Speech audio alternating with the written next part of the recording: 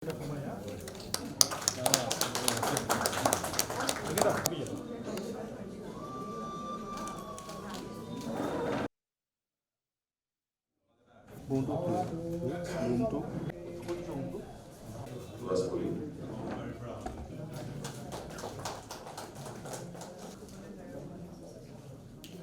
কথা বহুত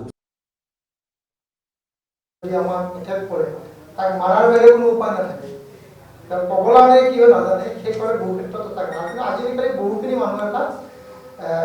মৰমৰ ভাৱেৰে চোৱা চিতা কৰিছে সেইদিনা আমি দেখা পাইছোঁ এটা কুকুৰ শুই আছিলে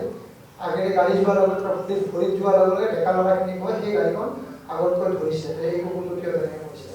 ভাল পোৱা মানুহ বহু আছে কুকুৰে প্ৰতি মানে প্ৰায় এতিয়া 80% মানুহ চাগে কুকুৰ পুহি ঘৰত ধুনীয়াকৈ ৰাখে হয় ক'ৰবাত ঠেকুৰা কুকুৰ থাকে নহয় ক'ৰবাত ভাল কুকুৰ থাকে বা ইয়াৰ লগত জীৱ জন্তুখিনি থাকে তো নিশ্চয়কৈ ইয়াৰ ক্ষেত্ৰত আমি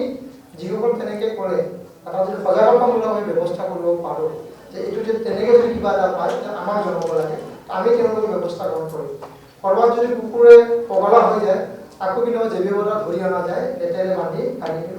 অনুষ্ঠান কৰে তো গুৱাহাটী পৌৰ নিগমৰ জেবিয়ে যিটো কাম কৰি আছে তো নিশ্চয়কৈ তেনেকৈ আমি তেওঁলোকক আমি মানে কৰিব পাৰিম উদ্ধাৰ কৰিব পাৰিম এই ধৰণৰ এটা সজাগতাও আমাক লাগিব মানুহখিনি যে এই ক্ষেত্ৰত হয় আমাৰ জনাব লাগে ইয়াৰ লগে গুৱাহাটী পৌৰ নিগমে বহুদিনৰ আগতে চিন্তা কৰিছে যে কিছুমান পোহনীয়া কুকুৰে হওক বা জীৱ জন্তুৰ ক্ষেত্ৰত আমি যে গাড়ীৰ গান বনাব পাৰোঁ তেওঁলোকক যে সুন্দৰ কৰি ৰাখিব ইয়াৰ লগে যে এখন গাড়ী যেনেকৈ মানুহ ঢুকালে আমাৰ স্বৰ্গত থাকে তেওঁলোকে যদি সুন্দৰভাৱে লৈ আনিব পাৰোঁ তেনেহ'লে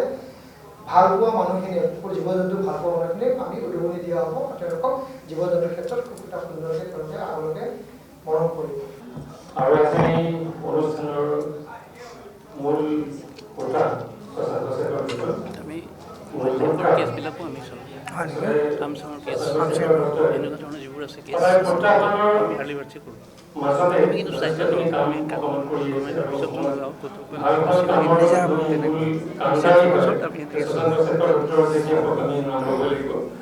বিভিন্ন ধৰণৰ সদায় মানে যিবিলাক কাম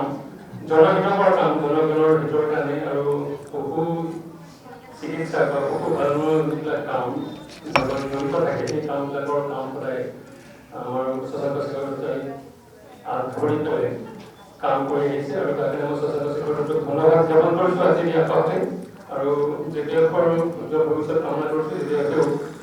বিগত দিনসমূহত অসমৰ জনগণৰ হিতৰ কাৰণে বা জনসাধাৰণৰ হিতৰ কাৰণে যথেষ্টখিনি কাম কৰিছে আৰু আমাৰ ইনোচেণ্ট দাসৰ এটা কথা মোৰ মনলৈ আহিছে তেখেতে খুব ভাল কথা কৈছে আৰু আমি প্ৰকৃতি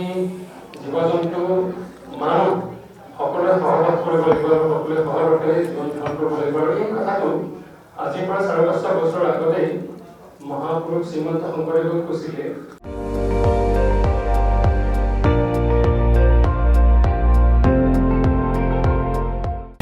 আপুনি চাই আছে ND24 সৰ্বশ্ৰেষ্ঠ নহয় সৰ্বোত্তমৰ দৌৰত।